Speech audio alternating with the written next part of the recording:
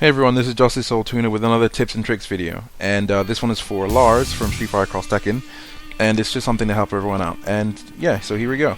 As the LARS army grows, I thought it'd be helpful to provide some useful tips on how to get in and stay in with LARS pretty much.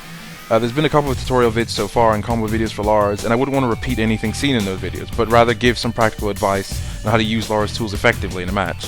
So if this is something that you'd find useful, then I think you should give this a watch, so let's get to it.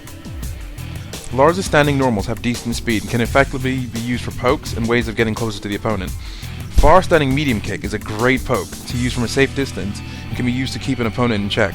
It's also effective for setting up mix-ups and going for crouching normals when someone might be convinced that you'll keep using that poke. His far standing heavy kick allows him to travel a good distance across the screen and can be cancelable into many of his specials or a raw launch. When trying to keep at a distance and your opponent believes you won't jump, far standing heavy kick is a great way of catching someone slipping, or to hit an incoming tagged character. His close standing heavy kick is actually great for pressure and is much safer in a chain than his standing heavy punch. Use instead of standing heavy punch in a chain where possible, but beware of the possibility of it registering as a far standing heavy kick if not spaced correctly. Other good standing normals include his far standing medium punch, which has decent reach but also works as a great anti-air. LARS' specials may seem very hard to apply since a lot of them are either unsafe or fully vulnerable, but knowing when to use them is key to getting in and staying in. Silent entry on its own is a really effective tool, not only for moving across the screen, but also decent for punishes against raw tags, or more importantly, projectiles. Light silent entry is useful if you want to close a small distance and merely go underneath the projectile. Medium closes the gap much better, but keeps you at a safe distance most of the time, and the heavy is the best for reaching the opponent, especially if they're further away. Remember, heavy silent entry can be cancelled into all of the other silent entries, including itself, meaning you can do a wave dash of sorts across the screen and reach your opponent. You can either then punish a projectile with a lightning thrust for the knockdown, or use Rising Storm as a juggle, ending in either a tag or a standing heavy into lightning screw for better damage. His Everline Stomp is a relatively safe move for applying pressure in the mix-up game, primarily because it's now an overhead as it was in vanilla Street Fighter X Tekken. Light Everline Stomp is great in close range for hitting an overhead when after using lower attacks, and can be done either in a chain, i.e. medium heavy into launch, or links for a combo. Medium and heavy Everline Stomp travel a decent amount of the screen and can be applied the same way. The thing to be aware of, however, is the possibility that the opponent will know that you'll go for a low, if blocked. So you have two options: raw launch them in anticipation of a low attack, or if you're brave enough, use a DP to stop any option they just attempted. I don't fully recommend either of these in all situations, but it's certainly useful to be aware of this possibility. His avalanche flip is great for closing the distance as well, and can confuse players, especially if they expect an overhead, meaning you can go for other options. It's an alternative to getting in with silent entry, but like silent entry, it's best to use after a knockdown since it's really fast and can't often be caught out by a reversal. It can also be used after a knockdown to confuse rolls and change LARS' position on screen. The guessing game is then applied, and you can choose to either let it rip as Everline Stomp, or go directly into another attack after the flip. Also, the Everline Spike is a good surprise mix-up that many players often don't expect, especially if they get comfortable blocking Everline Stomp high. It's important to note that Everline Stomp, Avalanche Flip, and Everline Spike are all incredibly vulnerable, meaning if you do them from any range across the screen, they can be anti-aired for a full counter hit into a combo, or can just be knocked down altogether, so be careful of when you can use it. Use it sparingly, but use it effectively.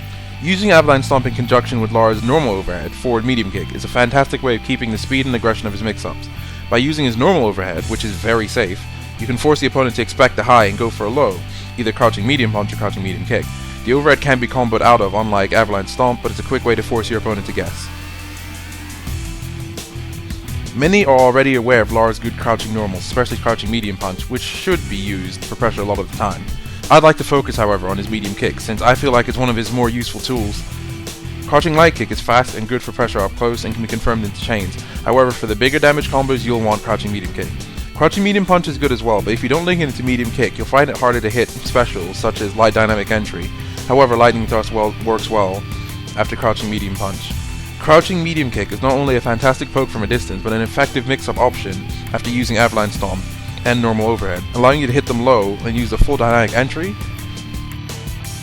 standing heavy into launch, or directly into raw launch. I'll cover how to apply dynamic entry better in a bit.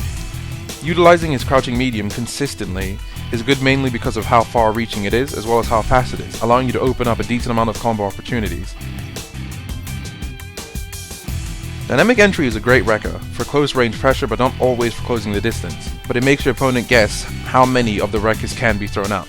The first hit isn't safe, so it should be used very sparingly, and only if you're sure that perhaps your opponent doesn't know it is unsafe. The second hit is much safer and is the one you usually want to end in, although you can be hit in between wreckers if they mash, for example.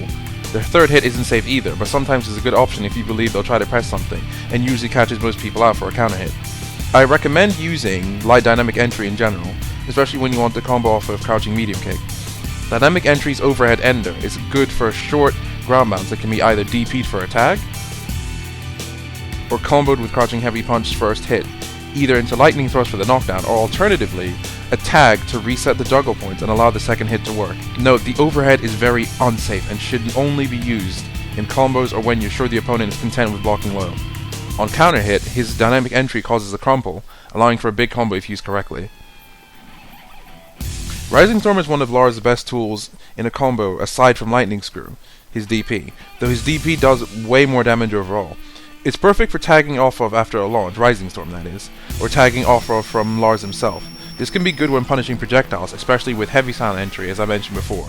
However, few normals LARS have actually combo into silent entry due to the startup time, which means that you'll need to know when it's possible to use it. Some basic uses are after using EX entry into Lightning Thrust for the cross-up and going into Rising Storm, or using the EX entry directly into Rising Storm, ending it with either standing heavy DP or standing heavy into another Rising Storm. Using the second hit of dynamic entry from mid-screen, it's possible to catch a crouching medium kick and go directly into Rising Storm, but this combo is actually quite tricky, especially because of the timing of the second hit of dynamic entry. With some practice, it'll be much easier and better to catch people mid-screen using the crouching medium kick into Rising Storm. That way you can open up the combo possibility and tag straight away. Standing heavy punch is the best normal to use Rising Storm after, as it creates the best hit stun. However, standing heavy punch isn't always good to use in a practical situation, and you have to be amazing to hit confirm that all the time. Using cross-up jump medium kick, you can land a hit then go to the first hit of crouching heavy punch, which allows enough hit stun for Rising Storm to be possible. You can also cancel crouching heavy punch in dynamic entry or anything else you want after the cross-up. So if you can figure out many situations where you can apply Rising Storm becomes a fantastic tool for starting off a juggle and starting off an even bigger combo. I hope this video is useful to all you LARS players out there, and I recommend that you check out all of the LARS threads on Shoryuken.com, which are currently buzzing with a lot of new players and information. If you want to see examples of high damaging combos, check out my 2 new recent combo videos for LARS and Jin. Other than that, this was a LARS tips and tricks video by JusticeSoulTuna. Look out for more LARS content in the future.